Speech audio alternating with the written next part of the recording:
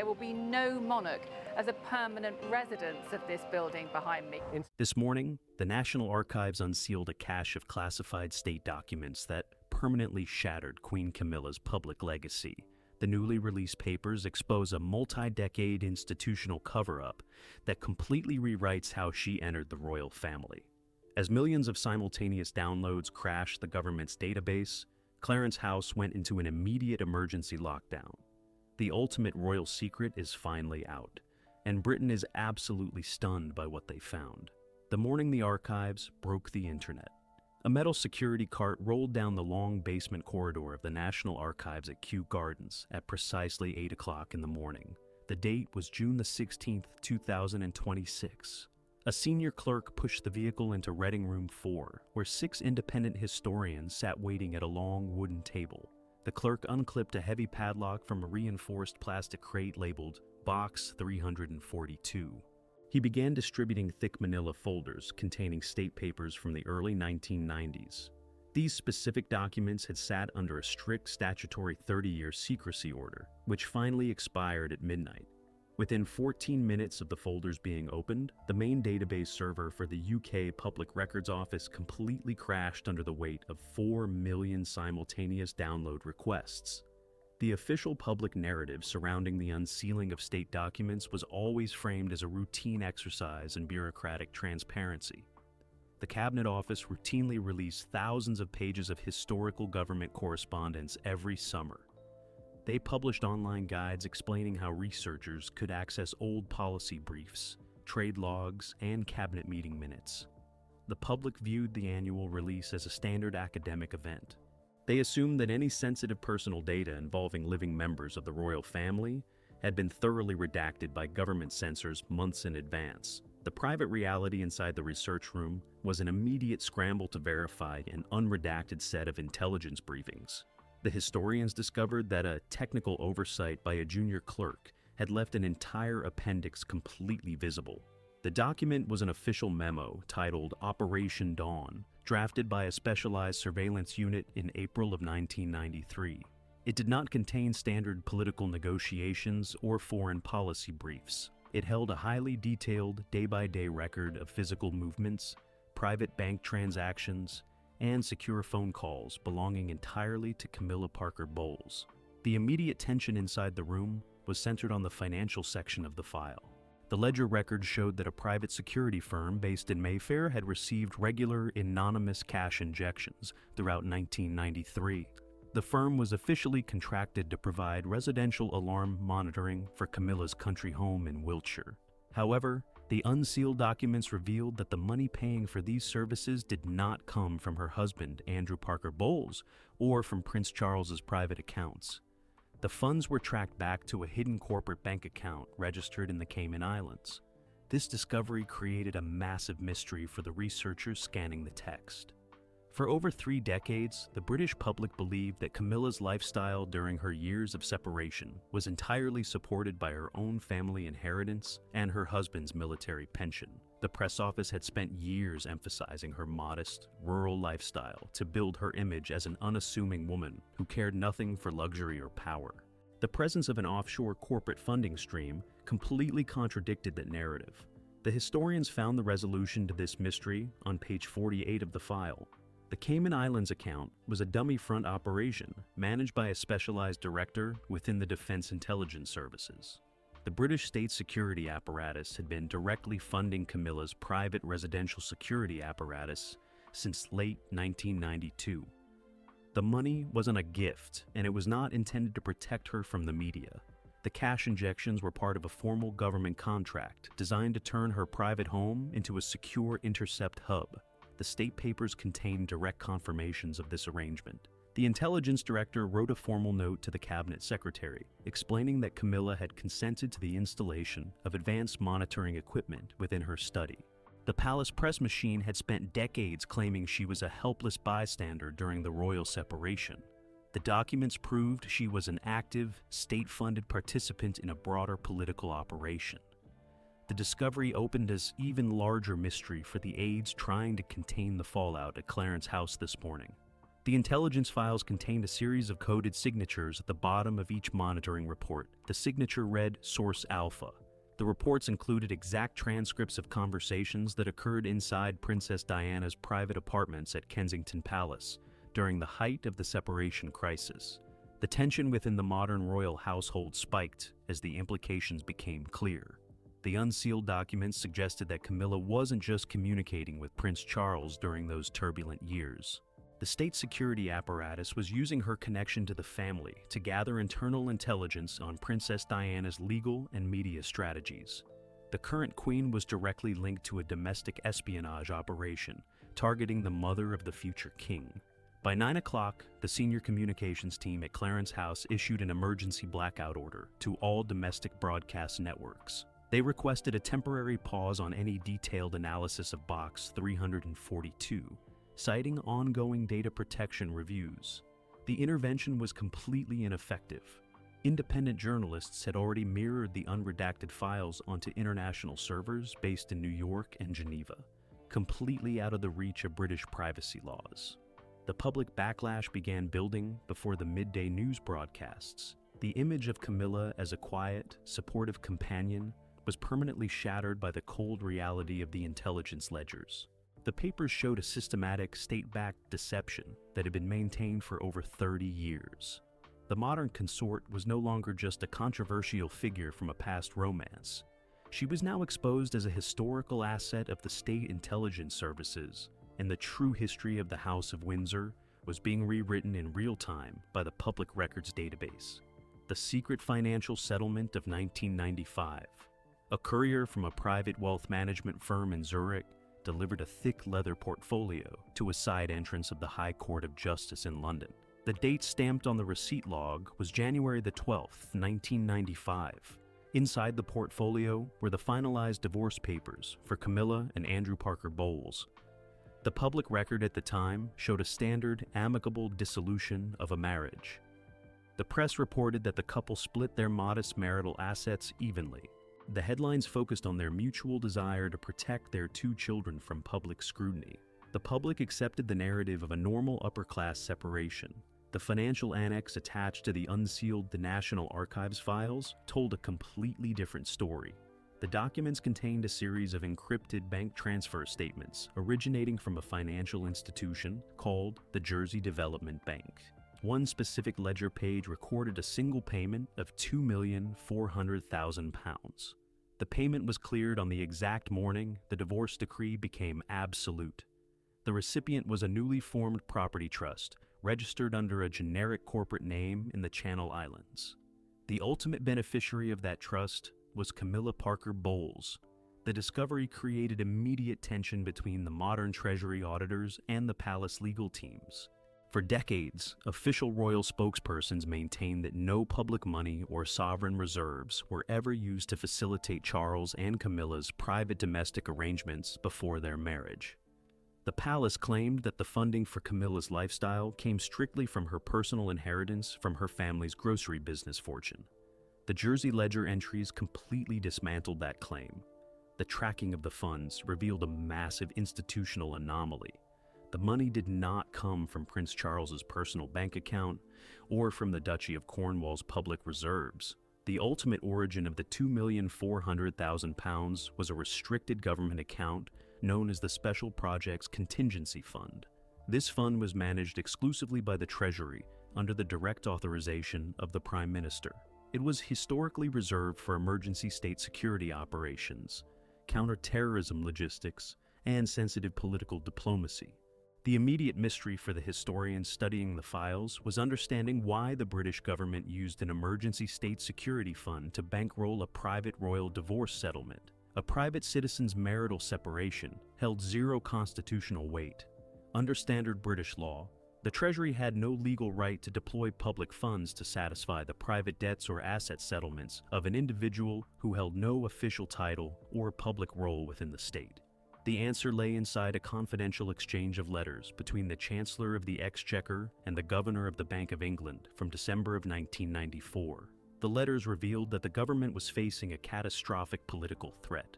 Princess Diana was preparing to launch a major international media campaign detailing how the establishment had systematically undermined her position. Her legal team had requested a full court-ordered audit of Prince Charles's private financial assets as part of her own divorce preparations. If Diana's lawyers succeeded in forcing that public audit, they would uncover the secret intelligence fund that had been operating since 1992. The public would find out that the state had been directly funding the monitoring operations out of Camilla's country house. The government realized they had to settle Camilla's divorce instantly and quietly to get her name off the financial grid before Diana's legal team could issue a subpoena. The £2,400,000 was not an asset split. It was an emergency state buyout designed to bury the paper trail of a domestic espionage operation. Before it reached a public courtroom, the tension within the modern royal household spiked as the unsealed files revealed a secondary clause in the Jersey Trust Agreement. The document specified that in exchange for the £2 million payout, Camilla had to surrender the physical ownership of her private diaries and personal correspondence from 1985 to 1994 to the Treasury Solicitor's Office. The papers were not destroyed. They were placed inside a secure vault beneath the Cabinet Office in Whitehall. The existence of these sequestered diaries introduced a fresh mystery for the current administration. The unsealed files showed that the Treasury Solicitor's Office had updated the security access log for Camilla's private papers 3 separate times during 2024.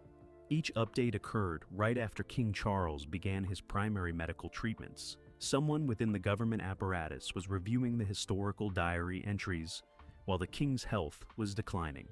The digital access logs from the Cabinet Office registry solved the mystery.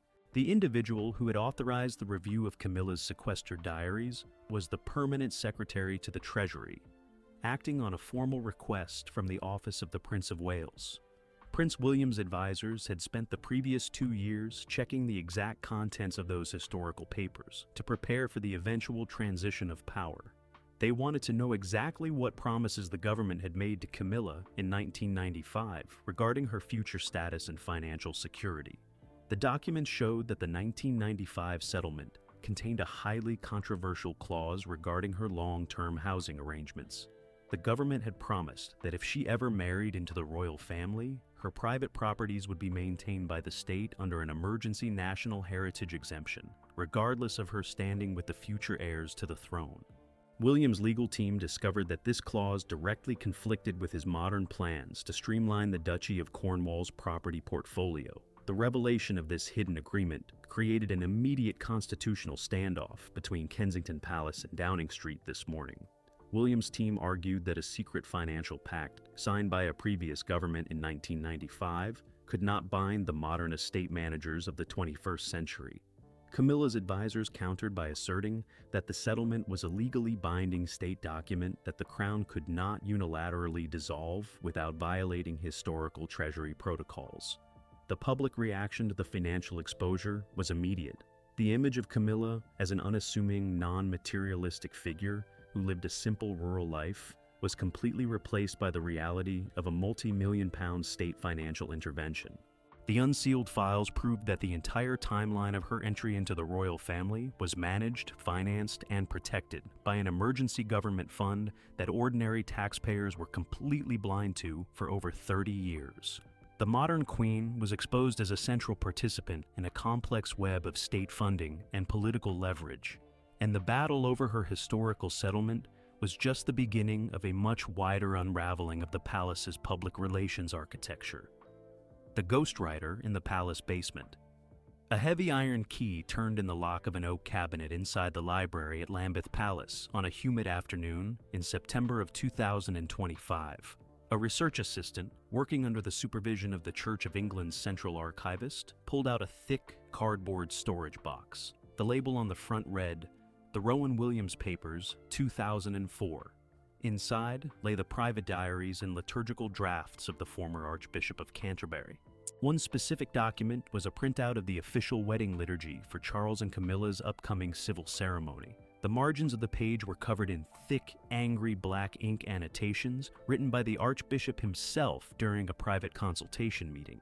The public record for February of 2005 showed a straightforward modern path toward a royal marriage. The palace press office announced that the Prince of Wales and Camilla Parker Bowles would marry in a civil ceremony at the Guildhall in Windsor. followed by a service of prayer and dedication at St. George's Chapel. The media reported that church leaders were fully supportive of the arrangement. The newspapers praised the institution for adapting its traditional marriage rules to accommodate a modern, mature couple who simply wanted to formalize their lifelong commitment. The newly unsealed archive documents revealed an intense, internal theological crisis that nearly derailed the entire wedding. The handwritten notes showed that a secret meeting took place in the basement crypt of Lambeth Palace on November the 12th, 2004. The participants included the Archbishop, 2 senior canon lawyers, and Camilla herself. The atmosphere was incredibly tense. The church officials informed Camilla that under the strict rules of the Act of Settlement, they could not offer a formal blessing if she insisted on maintaining certain constitutional conditions. The core of the argument was centered on a highly specific hidden clause within the wedding draft. The document revealed that the palace legal team had inserted a text line that would grant Camilla automatic, unchecked sovereign spiritual authority as a co-head of the Church of England upon Charles's accession. This was a massive departure from historical precedent. Traditionally, a queen consort holds an administrative and supportive role, but the spiritual supremacy over the church rests exclusively with the reigning monarch. The mystery for the research team reading the diaries was understanding why Camilla was pushing for this unprecedented level of church authority. She had never shown any strong interest in theological governance or ecclesiastic policy during her decades in the public eye. Her public image was entirely built on country pursuits, charity book clubs, and osteological health foundations. The Archbishop's private diary entries resolve the mystery on page 112. Camilla was not seeking theological power for personal or spiritual reasons. She was using the spiritual supremacy clause as a legal shield to secure her future status against the direct heirs to the throne. Her lawyers knew that if the Church of England recognized her as a co-head of the institution during the wedding liturgy, her title of queen would become an unalterable spiritual right. Prince William's future administration would possess zero legal power to strip her of her status or evict her from state properties after King Charles passed away. The discovery of this hidden legal strategy created immediate, deep fractures between the church hierarchy and Clarence House. The Archbishop explicitly told Camilla that he would resign his office publicly rather than allow the wedding liturgy to be used as a corporate contract to outmaneuver the line of succession. He wrote a blunt note in the margin of the text stating that the crown could not rewrite the spiritual laws of the realm to solve an internal family power struggle. Camilla refused to back down initially. She threatened to bypass the Church of England entirely and secure a private blessing from an international ecclesiastic body. This move would create an unprecedented constitutional crisis, signaling a complete break between the royal family and the established state church. The palace press machine spent 3 weeks in late 2004 drafting emergency blackout templates to prevent the news of the Archbishop's resignation threat from leaking to the Sunday papers. The resolution of the crisis required a massive secret compromise that was documented on the final page of the Lambeth Files. Camilla agreed to drop the spiritual supremacy clause from the wedding liturgy. In return, the church lawyers drafted a separate, private covenant that was signed by King Charles and witnessed by the Prime Minister. The covenant guaranteed that Camilla would receive a substantial, permanent financial annuity from the private estates of the church if she faced an eviction from royal properties during a future reign. With that mystery solved, a fresh complication surfaced within the unsealed papers. The documents included a secondary letter written by a senior canon lawyer to the Queen's private secretary in January of 2005. The letter revealed that the original copy of the private financial covenant had been moved from Lambeth Palace to a secure safety deposit box at a private commercial bank in Mayfair. The digital tracking logs from the National Archives database showed that Prince William's personal legal representatives had issued an official request to locate that Mayfair safety deposit box during the first week of December 2024. William's team was systematically tracking down every secret contract Camilla had signed with state and church institutions over the past 20 years. They wanted to ensure that no hidden financial agreements survived into the new era. The exposure of these documents this morning completely altered the public perception of the 2005 royal wedding. The event was no longer seen as a simple romantic celebration of a mature couple. It was exposed as a complex, highly defensive legal battle where the rules of the state church were used as leverage to secure financial and political survival. Camilla's modern public relations legacy was facing an immediate collapse as the public absorbed the true scale of the institutional deception, and the battle over the Archbishop's hidden papers was opening a dangerous new chapter in the ongoing war for control over the future of the British monarchy. The unvetted intelligence log from Scotland Yard. A stack of magnetic reel-to-reel audio tapes sat inside a cardboard storage container on the lower shelves of a police evidence vault in South London. The date written on the box index card was November the 4th, 1992. A technical officer with the Metropolitan Police's Specialized Interception Unit pulled a tape from the container and placed it onto a playback machine. He adjusted a set of heavy headphones. The tape began to spin. A sharp burst of static filled the line, followed instantly by the clear sound of a telephone ringing inside a private house in Wiltshire. The voice that answered the call belonged to Camilla Parker Bowles. The public record regarding the surveillance of the royal family during the early 1990s focused almost entirely on the actions of freelance radio hobbyists. The media repeatedly claimed that highly sensitive phone calls between Prince Charles and Diana were intercepted by accident by ordinary citizens using commercial scanning equipment. The newspapers published verbatim transcripts under sensational headlines, treating the incidents as privacy lapses by the phone networks. The public believed that the leaks were a product of technological bad luck and predatory tabloid journalism. The unsealed National Archives logs exposed a far more deliberate state apparatus. The papers contained a collection of internal police memos, originating from a highly restricted office known as the Operations Coordination Bureau at Scotland Yard. The documents revealed that the telephone lines at Camilla's country home had not been targeted by random hackers. They had been placed under a formal, continuous interception warrant signed by the Home Secretary himself under the authority of a national security directive. The realization that the state was actively wiretapping Camilla's residence created immediate tension within the modern civil service. The memos showed that the police technical team had installed a multi-line recording bank at a telephone exchange station just 4 miles from her house. The operation did not just record her conversations with Prince Charles. The equipment captured every single incoming and outgoing call, including private discussions with her children, her lawyers, and her close associates. The mystery for the legal analysts reviewing these unsealed files was finding out why a specialized police unit was treating a private relationship as a matter of national security. Under the strict guidelines of the Police and Criminal Evidence Act, an interception warrant required clear evidence of a major criminal conspiracy or a threat to the realm. A romantic entanglement between the heir to the throne and a married private citizen did not satisfy any of those legal requirements. The resolution of this mystery emerged from a collection of intelligence summaries attached to the back of the December log files.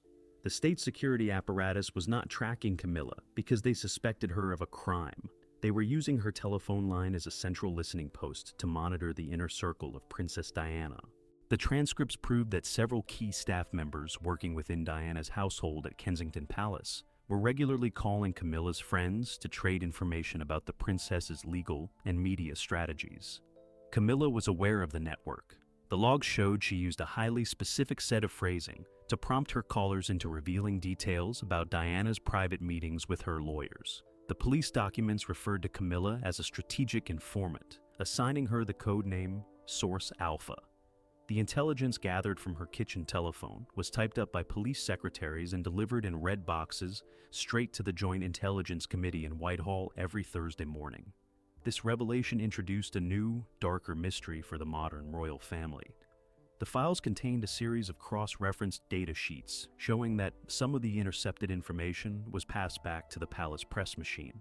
The summaries included the exact dates when private details about Diana's medical consultations were leaked to the British tabloids. The timing aligned perfectly with some of the most damaging media campaigns launched against the princess during the separation crisis. The tension within the modern establishment spiked as advisors realized that the unsealed files directly linked the state security services to a targeted campaign to undermine Princess Diana's public standing.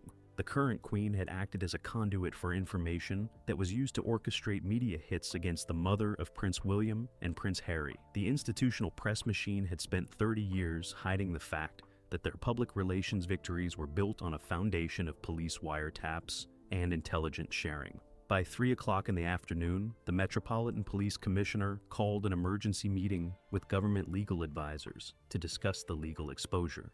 They recognized that the publication of the unredacted wiretap transcripts opened the state up to massive civil lawsuits from the estates of the individuals who were targeted by the illegal surveillance.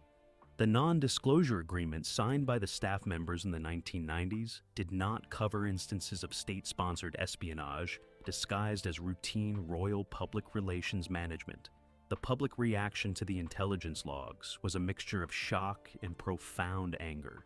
The image of Camilla as a simple countrywoman who stayed completely clear of the political arena was replaced by the reality of a calculating state informant. The unsealed papers proved that the modern consort was deeply embedded within the machinery of the state intelligence network at a time when the entire country believed she was just a private citizen caught up in a royal romance. The battle over her secret intelligence logs had broken through the palace's final line of defense, and the true history of the royal family's survival was officially out in the open for the world to analyze. The fracturing of the modern consort. A black official sedan with darkened rear windows sat idling outside the private exit of Clarence House at 10 o'clock on Tuesday morning. The date on the driver's log was June the 30th, 2026. Inside the ground floor morning room, Queen Camilla sat at a small writing desk, staring at a tablet screen displaying the front page of the international news sites. Her morning coffee sat completely cold on a silver tray beside her. Across the room, her chief press secretary was speaking rapidly on an encrypted mobile line to the cabinet office. The public archives release from Kew Gardens had been live for exactly 24 hours, and the structural foundations of her public image were completely collapsing.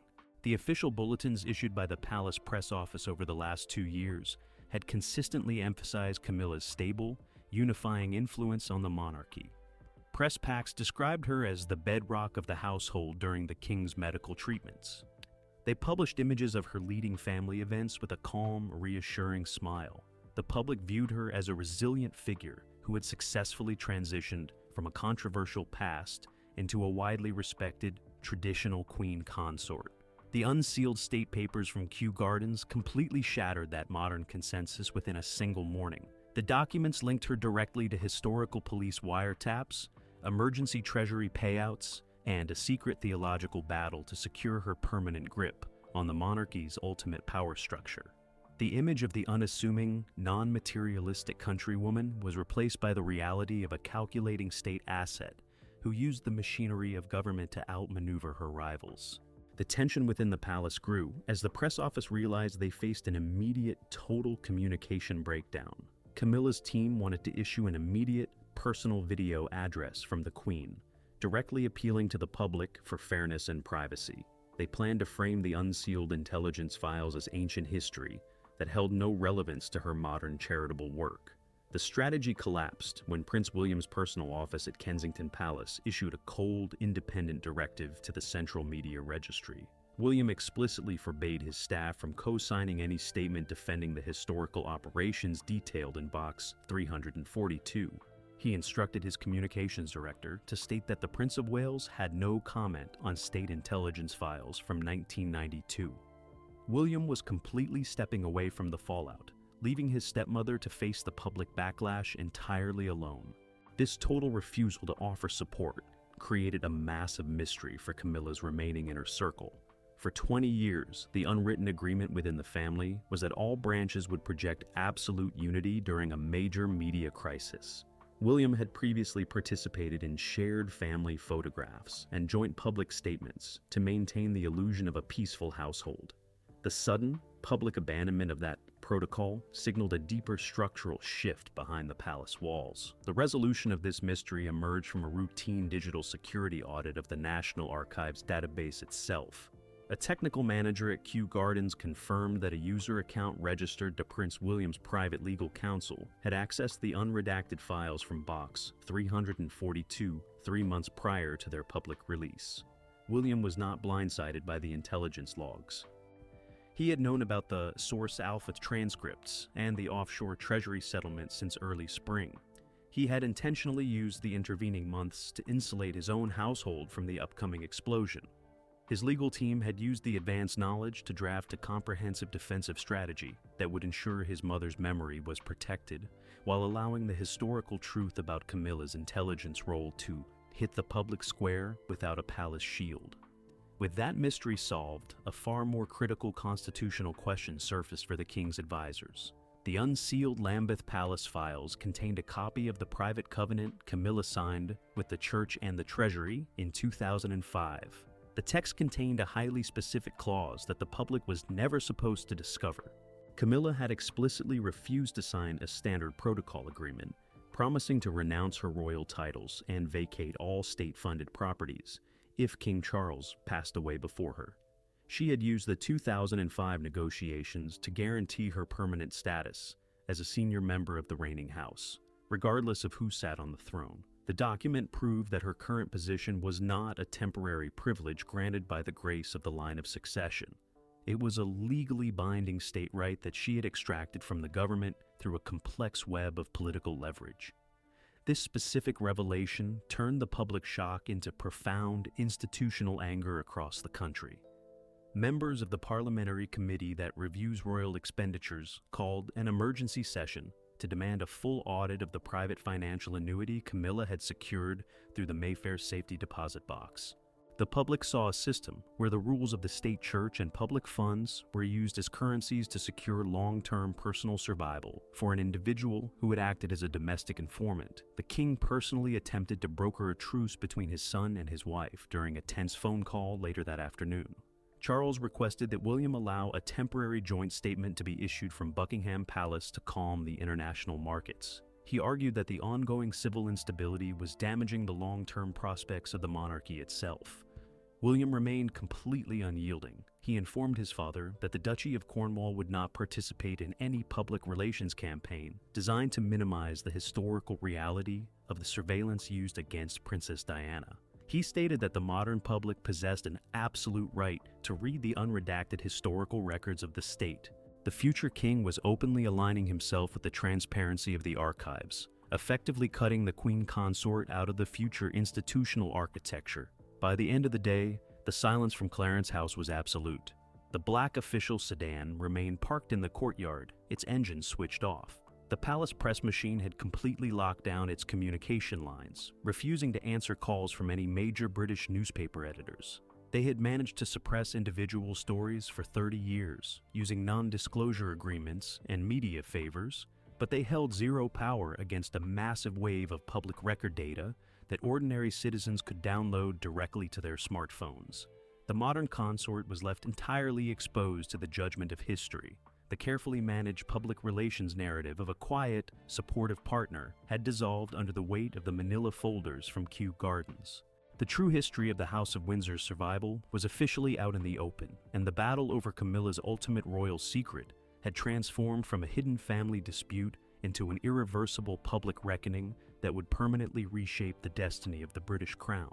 The unsealing of the National Archives has permanently shattered the carefully constructed narrative of the modern British monarchy, exposing the secret intelligence operations and financial buyouts that brought Queen Camilla to the throne. By choosing absolute transparency over institutional cover-ups, the unredacted papers have given the public an undeniable look at the true cost of royal power struggles. The illusion of the flawless consort is officially over, and a new era of public reckoning has begun.